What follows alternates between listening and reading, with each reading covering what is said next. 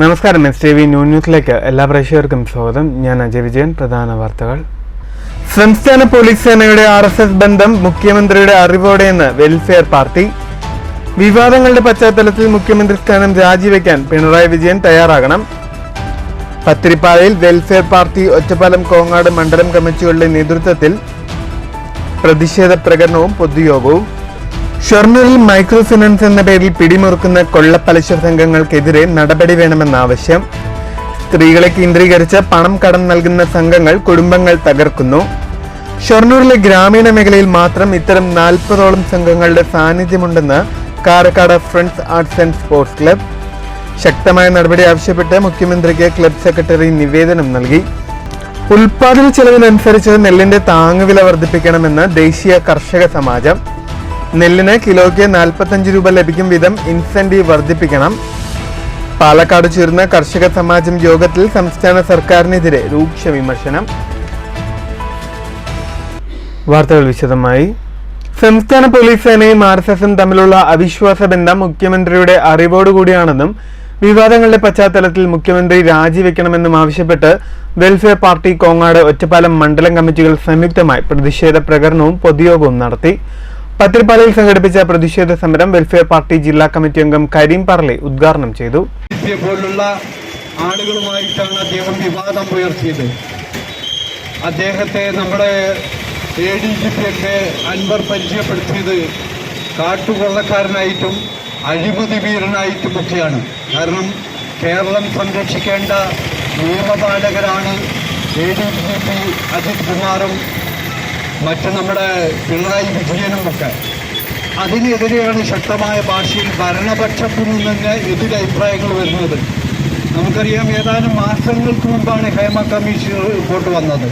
ആ റിപ്പോർട്ട് അമ്മ എന്ന് പറഞ്ഞ സംഘടനയുടെ അകത്തു നിന്നാണ് വന്നത്. കാരണം ഒരു സംഘടന മലീമസമാകുമ്പോൾ, അഴിമതിയിൽ മുങ്ങിക്കൊളിക്കുമ്പോൾ, അശ്ലീലതയിൽ മുങ്ങിക്കളിക്കുമ്പോൾ അതിനകത്തു നിന്ന് തന്നെ പൊട്ടിത്തെറികൾ വരും. പത്തിരിപ്പാലയിൽ നടന്ന പ്രതിഷേധ സമരത്തിൽ ജാഫർ പത്തിരിപ്പാല അധ്യക്ഷനായി. TM Farooq, VP Muhammad Ali, VP Usman, Anas Zakir, Faisal, സുന്ദരൻ, ഇക്ബാൽ, നാസർ, അസീസ്, ഹനീഫ, അബ്ദുൾ റഹ്മാൻ തുടങ്ങിയവർ സംസാരിച്ചു. News bureau, Pathiripala. ഷൊർണൂരിന്റെ ഗ്രാമീണ മേഖലയിൽ മൈക്രോ ഫിനാൻസ് എന്ന പേരിൽ പിടിമുറുക്കുന്ന കൊള്ളപ്പലിശക്കാരെ നാടുകടത്തണമെന്ന് Karakkad friends arts and sports club. സ്ത്രീകളെ കേന്ദ്രീകരിച്ച് നടത്തുന്ന ഇടപാടിലൂടെ കുടുംബജീവിതം അസ്വസ്ഥമാക്കുന്ന സ്വകാര്യ മൈക്രോ ഫിനാൻസുകാർക്കെതിരെ നടപടി ആവശ്യപ്പെട്ട് ക്ലബ് സെക്രട്ടറി C. ബിജു മുഖ്യമന്ത്രിക്ക് നിവേദനം നൽകി. ആകർഷകമായ രീതിയിലുള്ള പരിചയപ്പെടുത്തൽ, ലളിതമായ വ്യവസ്ഥകളെന്ന വാഗ്ദാനം, ഒടുവിൽ ആധാരം വരെ വാങ്ങിവെച്ച് വായ്പ നൽകൽ, തിരിച്ചടവ് മുടങ്ങിയാൽ ഭീഷണി, വീട്ടിൽ പാറാവ്, ഇതെല്ലാമാണ് മൈക്രോ ഫിനാൻസുകളുടെ രീതിയെന്ന് കാരക്കാട്ടെ സാമൂഹ്യ കലാസാംസ്കാരിക സംഘടനയായ ഫ്രണ്ട്സ് ക്ലബ്ബ് ചൂണ്ടിക്കാട്ടുന്നു. 40ഓളം മൈക്രോ ഫിനാൻസ് ഗ്രൂപ്പുകളാണ് ഷൊർണൂരിൽ മാത്രം പിടിമുറുക്കിയിരിക്കുന്നത്. സ്ത്രീകളാണ് പ്രധാന ഇരകൾ. ഷൊർണൂർ മുനിസിപ്പാലിറ്റിയിലെ ഉച്ചക്കോട്ട് കോളനിയിൽ രാജേഷ് എന്നാണ് പേര്. ഞാൻ ഓട്ടോ തൊഴിലാളിയായിരുന്നു. 2 വർഷത്തോളമായിട്ട് കിഡ്നി ഫെയിലറായിട്ട്, കിഡ്നി ഹാർട്ട് കംപ്ലൈൻ്റാണ്. പിന്നെ ഒരുപാട് പ്രശ്നങ്ങളുണ്ട്. അതിൻ്റെ പേരിൽ ഹോസ്പിറ്റൽ കേസിൻ്റെ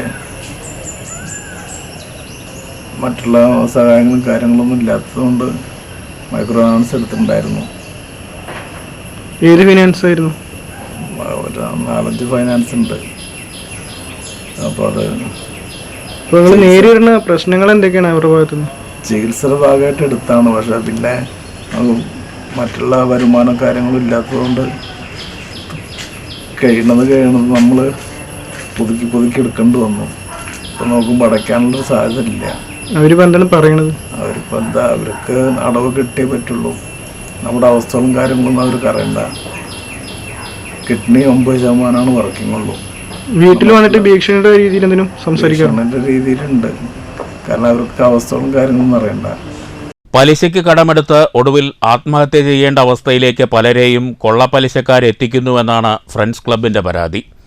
സഹകരണ ബാങ്കുകളും നാഷണലൈസ്ഡ് ബാങ്കുകളും ഉൾപ്പെടെ നിരവധി അംഗീകൃത ധനകാര്യ സ്ഥാപനങ്ങൾ ഷൊർണൂർ നഗരസഭാ പ്രദേശത്തുണ്ട്.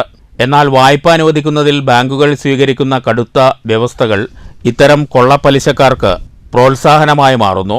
വായ്പ ലഭിക്കാതെ വരുമ്പോൾ മൈക്രോ ഫിനാൻസ് എന്ന പേരിൽ പ്രവർത്തിക്കുന്ന കൊള്ളപ്പലിശക്കാരെ ആശ്രയിക്കാൻ ജനങ്ങൾ നിർബന്ധിതരാവുകയാണെന്ന് friends club secretary C Biju മുഖ്യമന്ത്രിക്ക് അയച്ച പരാതിയിൽ ചൂണ്ടിക്കാട്ടി.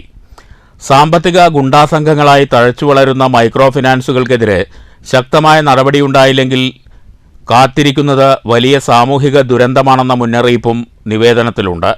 കൊള്ളപ്പലിശ സംഘങ്ങളെ തുരത്താൻ സത്വര നടപടി വേണമെന്നും നിവേദനത്തിൽ ആവശ്യപ്പെടുന്നു.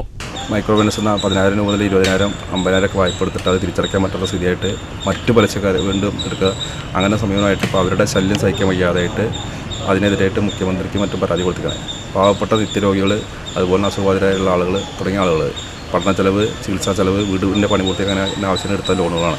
അതിന് 26%, 35% അമിത പലിശയുടെ മുൻ വർഷങ്ങളിൽ ഓപ്പറേഷൻ കുബേര അടിസ്ഥാനത്തിൽ വട്ടിപ്പലിശകൾ നിർത്തിവെച്ചാണ്. അപ്പോൾ അത് വട്ടിപ്പലിശക്കാർ പുതിയ രൂപത്തിൽ ഇറങ്ങിയിരിക്കുകയാണ്. ഇസാഫ്, മുത്തൂറ്റ് തുടങ്ങിയ ആളുകളുടെ ജെൽജി ലോണിലൊരു ഭാഗത്തിൽ 5 ആൾ 10 ആൾ എടുത്ത് ആ ലോൺ അടയ്ക്കാൻ പറ്റുന്ന സാഹചര്യം വരുമ്പോൾ അവർ പകലും രാത്രിയും വീട്ടിൽ വന്നിരിക്കും, പൈസ കിട്ടി മാത്രം പോകുന്ന അവസ്ഥയായിക്കൊണ്ട് അതിൻ്റെ ഭീഷണിയിൽ ഒട്ടേറെ സംഭവങ്ങൾ നടന്നുകൊണ്ടിരിക്കുന്നത്. News centre, Shoranur. Kottayi Chambrakkulam AUP സ്കൂളിൽ വിദ്യാർത്ഥികൾക്ക് സൗജന്യ യൂണിഫോം വിതരണം ചെയ്തു. വിതരണോദ്ഘാടനം കോട്ടായി ഗ്രാമപഞ്ചായത്ത് പ്രസിഡന്റ് A. സതീഷ് നിർവഹിച്ചു. ഉദ്ഘാടന ചടങ്ങിൽ PTA പ്രസിഡന്റ് V. മുരളീധരൻ അധ്യക്ഷനായി. ബ്ലോക്ക് പഞ്ചായത്ത് അംഗം K. കുഞ്ഞുലക്ഷ്മി, പഞ്ചായത്ത് വിദ്യാഭ്യാസ സ്റ്റാൻഡിംഗ് കമ്മിറ്റി ചെയർപേഴ്സൺ V. വിനീത, പ്രധാന അധ്യാപകൻ M. Vijayakrishnan, PS. Sunitha, M. Hibathulla തുടങ്ങിയവർ സംസാരിച്ചു. News bureau, Kottayi. സഹജീവികളോടുള്ള സ്നേഹവും കാരുണ്യവുമായി മലമ്പുഴയിലെ CITU മത്സ്യത്തൊഴിലാളികൾ. വയനാടിന് കൈത്താങ്ങാകാൻ ഇവർ കൈകോർത്തത് ബിരിയാണി ചാലഞ്ചിലൂടെ. 2.5 ലക്ഷം രൂപ ബിരിയാണി ചാലഞ്ചിലൂടെ സമാഹരിച്ച് നൽകുകയാണ് തൊഴിലാളികളുടെ ലക്ഷ്യം. 2500 പാക്കറ്റ് ബിരിയാണി ഉണ്ടാക്കി വിതരണം ചെയ്യാനാണ് തൊഴിലാളികൾ ലക്ഷ്യമിടുന്നത്. 1000 രൂപ വീതം 55 തൊഴിലാളികൾ നൽകിയാണ് ബിരിയാണിക്ക് വേണ്ട സാധനങ്ങൾ വാങ്ങിയത്. ഈ തുക തിരികെ വാങ്ങുന്നുമില്ല. CITU മലമ്പുഴ മത്സ്യത്തൊഴിലാളി യൂണിയൻ സെക്രട്ടറി R. സുരേഷ്, ജില്ലാ പ്രസിഡന്റ് സുൽഫീഖർ അലി, ജില്ലാ സെക്രട്ടറി ഷമീർ ഖാൻ, ജില്ലാ കമ്മിറ്റി അംഗം M. അബ്ദുൽ നാസർ, മലമ്പുഴ മത്സ്യത്തൊഴിലാളി യൂണിയൻ പ്രസിഡന്റ് പ്രതീഷ് തുടങ്ങിയവർ ബിരിയാണി ചലഞ്ചിന് നേതൃത്വം നൽകി. മലമ്പുഴ SP ലൈനിലെ മുസ്തഫയാണ് പ്രധാന പാചകക്കാരൻ. 2.5 ലക്ഷം രൂപ സമാഹരിച്ച് വയനാട് ദുരിതാശ്വാസ നിധിയിലേക്ക് നൽകുകയാണ് തൊഴിലാളികളുടെ ലക്ഷ്യം. News bureau, Palakkad. സ്കൂളിലേക്ക് 10ഓളം കമ്പ്യൂട്ടറുകൾ അനുവദിച്ച പ്രവാസി വ്യവസായിക്ക് സ്കൂൾ അധികൃതരുടെ നേതൃത്വത്തിൽ സ്വീകരണം നൽകി. ഖത്തറിലെ സ്വകാര്യ കമ്പനിയിലെ എക്സിക്യൂട്ടീവ് ഡയറക്ടറായ പൂടൂർ ആനിക്കോട് സ്വദേശിയായ സുനിൽ കാമ്പ്രത്തിനെയാണ് തോലന്നൂർ സർക്കാർ ഹയർ സെക്കൻഡറി സ്കൂളിലെ അധ്യാപകരുടെയും PTA-യുടെയും രക്ഷിതാക്കളുടെയും നേതൃത്വത്തിൽ സ്വീകരണം നൽകിയത്. സ്കൂൾ ഹാളിൽ ചേർന്ന സ്വീകരണ ചടങ്ങ് ജില്ലാ പഞ്ചായത്ത് അംഗം അഭിലാഷ് തച്ചങ്കാട് ഉദ്ഘാടനം ചെയ്തു. സ്കൂൾ PTA പ്രസിഡന്റ് മണികണ്ഠൻ അധ്യക്ഷനായി. സുനിൽ കുമ്പ്രത്തിൽ നിന്നും 10ഓളം ലാപ്ടോപ്പുകൾ സ്കൂൾ പ്രിൻസിപ്പൽ M. രാധാകൃഷ്ണൻ ഏറ്റുവാങ്ങി. ചടങ്ങിൽ വെച്ച് ജില്ലാ പഞ്ചായത്ത് അനുവദിച്ച ലാപ്ടോപ്പ് അഭിലാഷ് തച്ചങ്കാട് വിതരണം ചെയ്തു.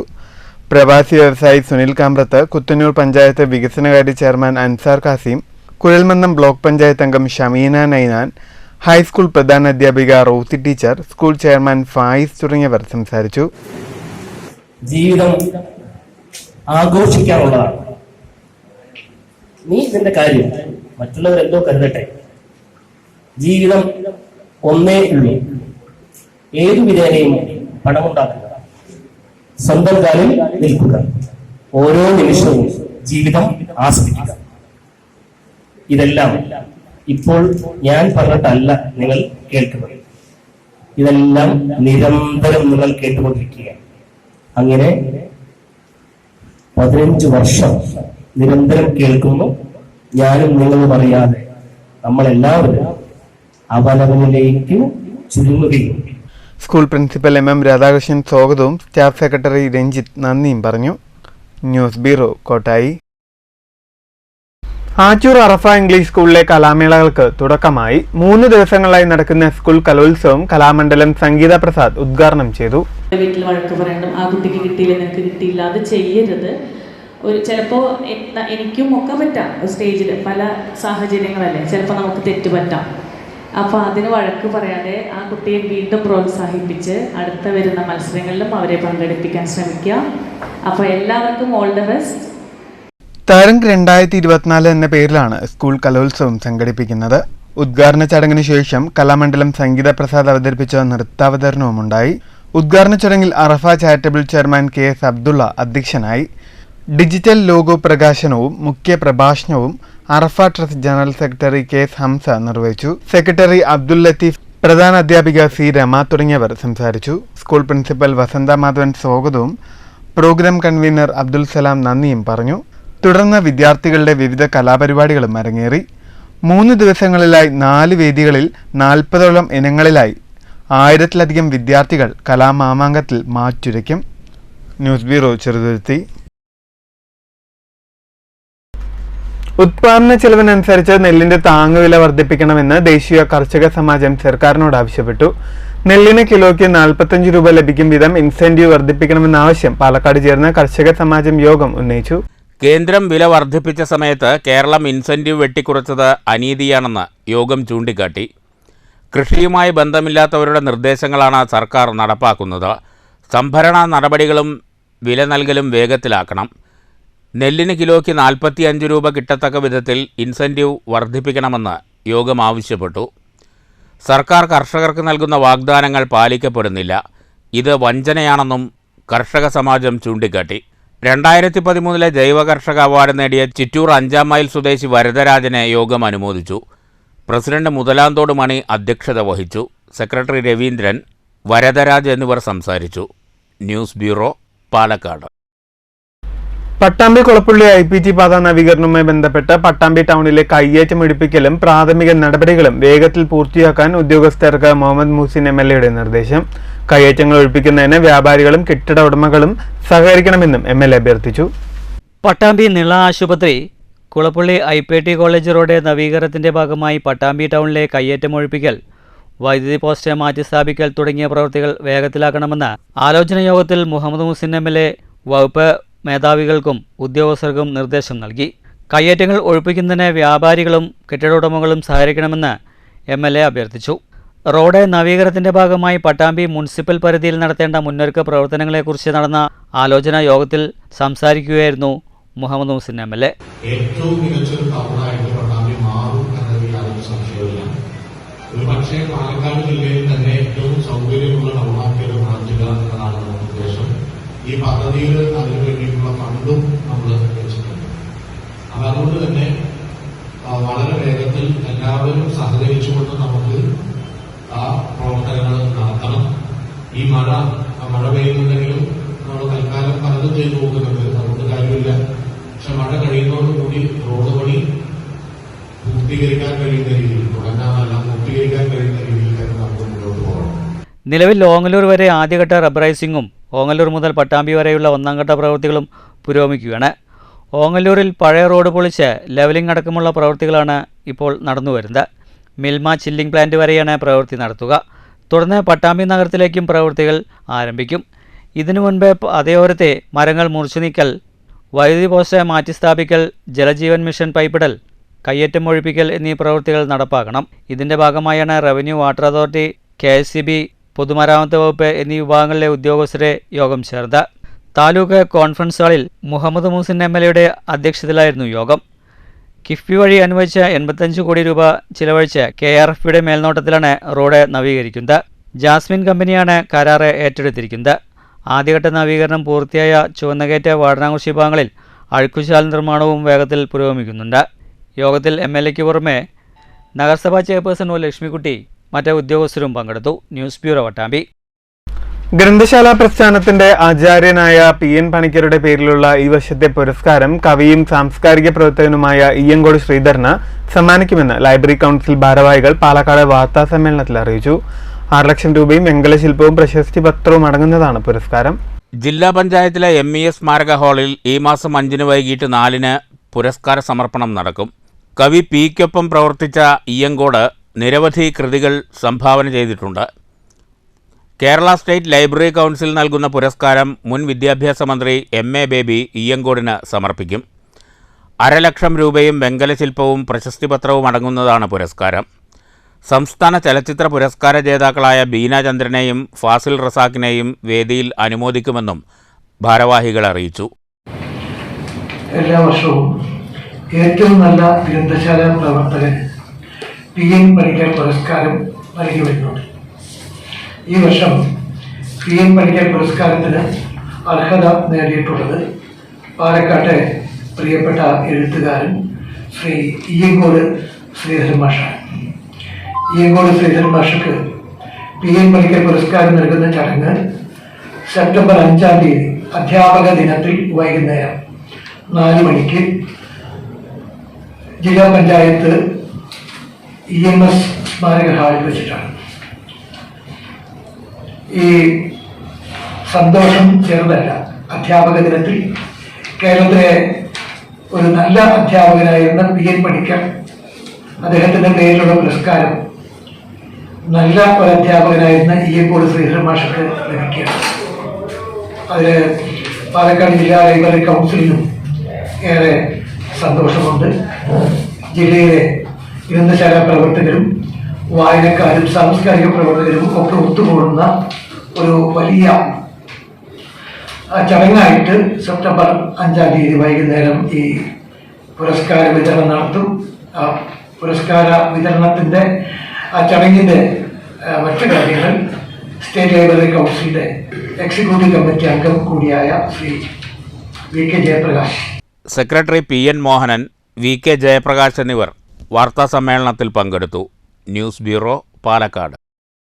പ്രധാന വാർത്തകൾ വീണ്ടും. സംസ്ഥാന പോലീസ് സേനയുടെ RSS ബന്ധം മുഖ്യമന്ത്രിയുടെ അറിവോടെയെന്ന് welfare party.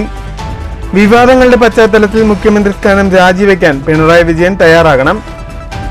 പത്തിരിപ്പാലയിൽ welfare party Ottapalam Kongad മണ്ഡലം കമ്മിറ്റികളുടെ നേതൃത്വത്തിൽ പ്രതിഷേധ പ്രകടനവും പൊതുയോഗവും.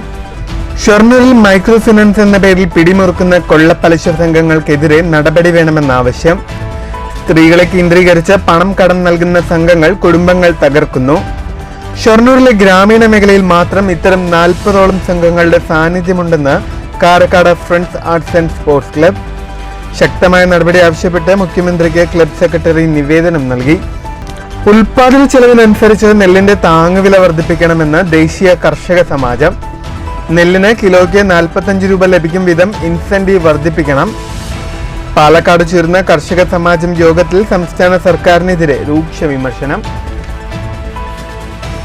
ഈ വാർത്താ ബുള്ളറ്റിൻ സമാപിക്കുന്നു. നമസ്കാരം.